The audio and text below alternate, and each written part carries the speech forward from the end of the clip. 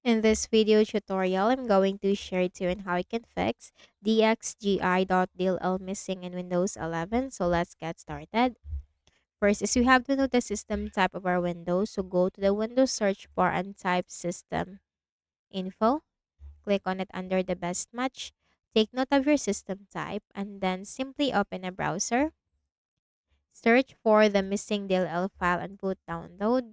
Hit enter. Click on the first option, scroll down, and then you have to click on the download button that is corresponding to your system type and wait for this to be downloaded.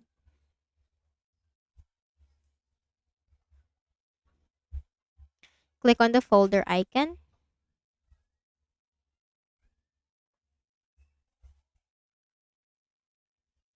and then right click and then select extract all. Click on extract.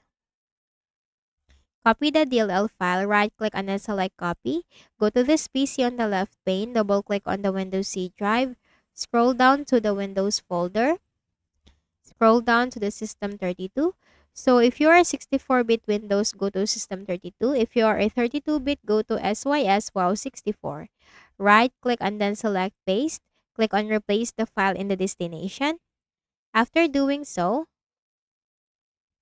just simply restart your Windows. Right-click at the Start button, shut down or sign out, and restart.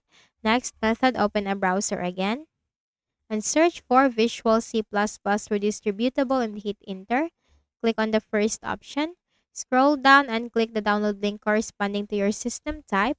Double click once it is downloaded for the setup file and simply install the Visual C++ on your Windows 11. So I hope this video helped you. Kindly please do not forget to hit the like button and subscribe to this YouTube channel. Thank you for watching the video.